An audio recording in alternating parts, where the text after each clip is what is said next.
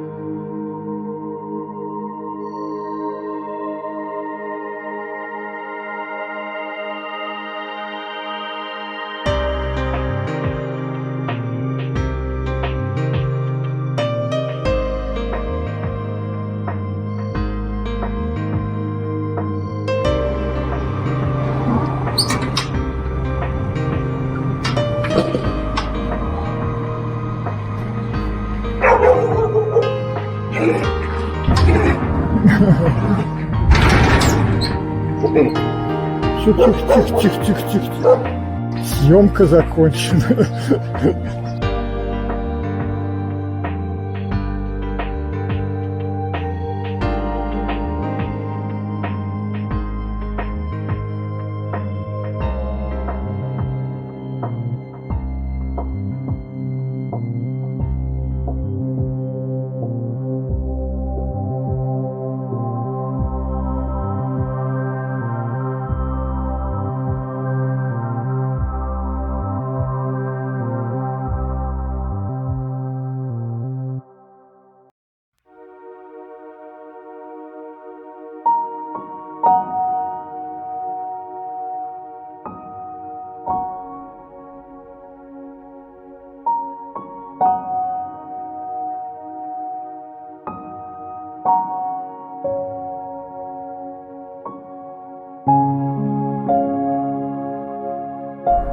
Это усадьба купца Прохорова. До 2015 года здесь жили люди, наверху было 8 квартир, а внизу хостел был. А потом сгорел.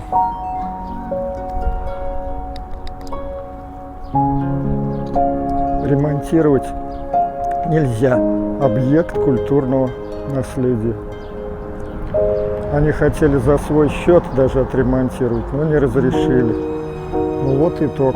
2024 год. А ВОЗ и ныне там.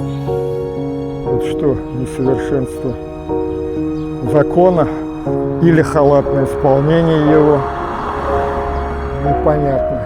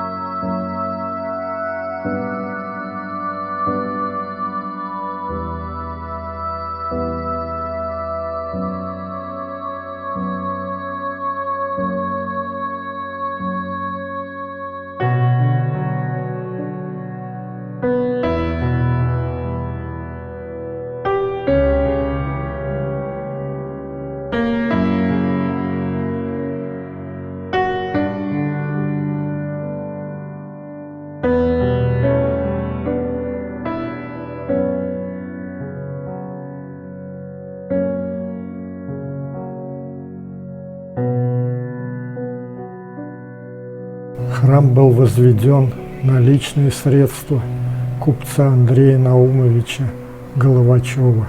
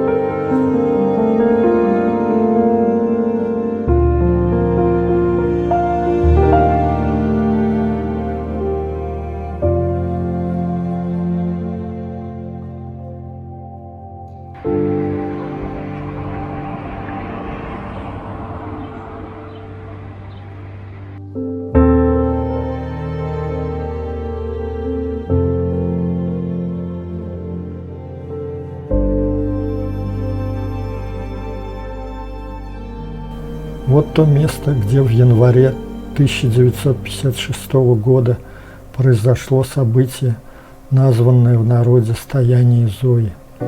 Сам дом находится в глубине двора. Мы к нему сейчас придем. Во время молодежной вечеринки девушка Зоя дерзнула танцевать с иконой Николая Чудотворца и сразу застыла на месте, будто окаменела. Никто не мог сдвинуть ее с места и взять у нее икону. О том, кто же взял икону, мы узнаем, дойдя до храма в честь Казанской иконы Божьей Матери на улице Коммунистической.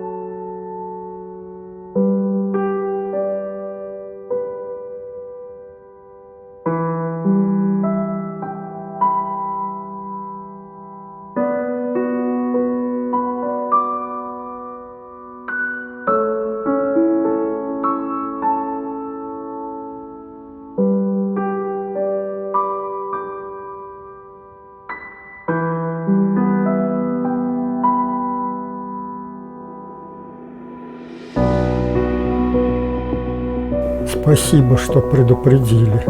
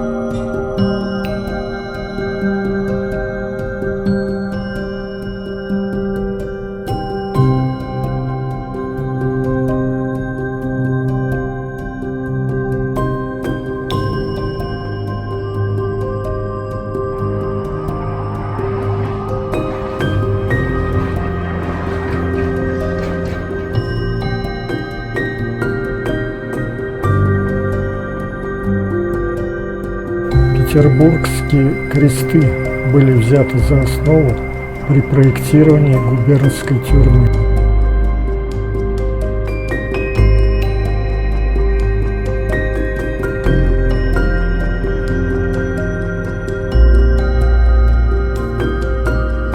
Купцы Соколовы, Яков Григорьевич и его сын Иван пожертвовали на строительство и содержание богадельни огромную сумму – 500 тысяч рублей. В то время полукаменный двухэтажный дом стоил примерно 600 рублей, а каменный особняк – порядка 15 тысяч.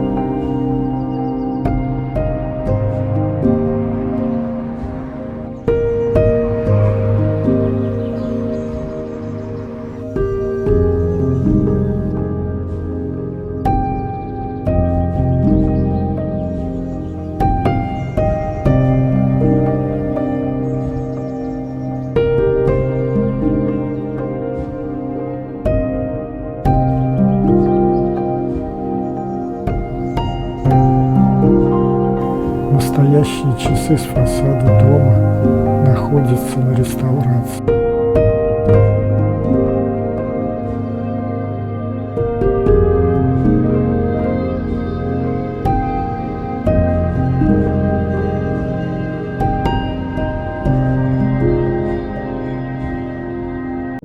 Храм в честь Казанской иконы Божьей Матери. Нам повезло застать в последний день перед отпуском Галину Константиновну Перову, видевшую старца, который взял икону из рук Зои. Светлый был человек. Во-первых, его Серафим Звягин, да, это Курская область, село Покровка. Вот, мы поехали паломничеством. Ну, как бы, много я в паломничестве была. А это просто меня пригласили, говорят, поедешь, вот такой есть старец, Серафим. Я говорю, ну давай поедем, я с внуком как раз мы поехали. Вот, приезжаем, храмик тоже такой небольшой, вот как наш такой храм небольшой. Вот, я стою вот от двери прямо с этой стороны, одна стою, а ко мне подходит его послушник. Почему ко мне, не знаю. Вот, он говорит, а вы знаете, а вы откуда? Я говорю, с Самары. А говорит, вы знаете, что стояние Зои-то там было у вас? Я говорю, ну как же не знаете, все знают. Вот. А он говорит, а знаете, кто взял икону? Я говорю, ну, Серафим какой-то. Говорят, там, я не знаю, там до сих пор, говорю, неизвестно Серафим. И вот он говорит, сейчас откроются врата, вот смотри, этот Серафим взял икону Зои, вас с вашей Самары. И вот врата открываются, выходит старец, вот как белый такой, как вот от него как лучи исходят. Он еле-еле он ходит, он вот уже ходил еле-еле. А я говорю, ой, какой старенький уже. А он говорит, а дух у него, если бы ты знал какой, он старенький, это, а внутренность у него, ох, сильная. Ну, кто-то там, я спросила, и кто? Говорит, батюшка, а теперь можно рассказывать про состояние Зои-то? Он, теперь можно. Он же давал 50 лет молчал. Давал подписку. У него здесь вот шрам, вот этот послушник мне говорит, на голове шрам, еще что-то ему там делали. В общем, он рассказывал страшные истории. Его как-то, ну, видимо, пугали, чтобы он не распространял эту тему. Скорее всего. Да, вот. И вот ровно через 50 лет он вышел на амвон сам. И при всех прихожанах он это все рассказал. Он сюда приезжал, когда еще молодым монахом. Так вот он и взял молодым монахом. Ему видение было, да. И он приехал, а как раз вот тут после Хрущева. Хрущев приехал, а потом следом вот он. Их сразу забрали, сразу увезли. И ее увезли, и его увезли в разные стороны. А про нее никто не знает, только догадки. У всех догадки. Единственное, что вот она кричала, что молитесь, молитесь, молитесь. Все молитесь.